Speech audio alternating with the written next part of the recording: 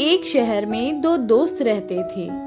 एक दिन वो दोनों दोस्त समुद्र के किनारे शंख इकट्ठा करने के लिए गए ताकि उन शंखों को बेचकर वो दोनों अपने लिए कुछ पूंजी जमा कर पाए। दोनों दोस्त शंख इकट्ठा कर ही रहे थे, तभी पहले वाले दोस्त को एक बड़ा शंख दिख गया। ये देखकर दूसरे वाले दोस्त के मन में आया कि अरे, इसे तो बड़ा शंख मिल गया, अब ये मुझसे ज्यादा पैसा कमा लेगा।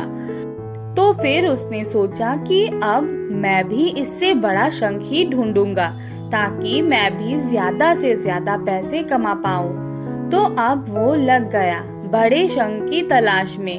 उसने खूब ढूंढा, खूब मेहनत की, लेकिन फिर भी उसे बड़ा शंख हासिल नहीं हुआ।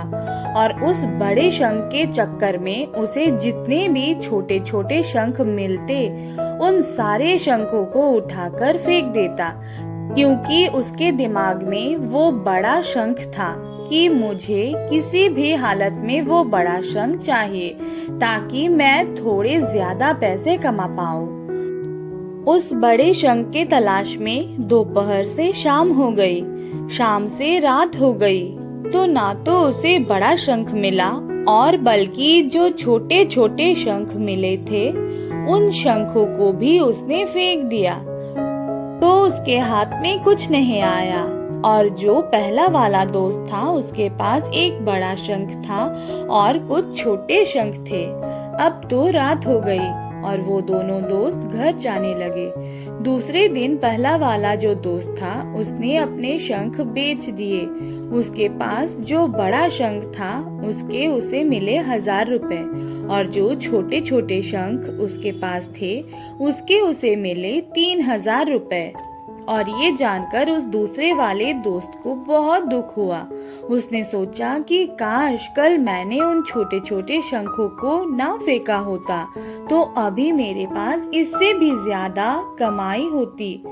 उसके दोस्त ने उसे बताया कि जो छोटे छोटे शंख तूने कल फेंक दिए थे ना, उन्हीं को मैंने अपने पास इकट्ठा कर लिया और उन्हीं की वजह से मुझे मिले 3000 रुपए। और ये जानकर वो दूसरा वाला दोस्त और भी ज्यादा निराश हो जाता है।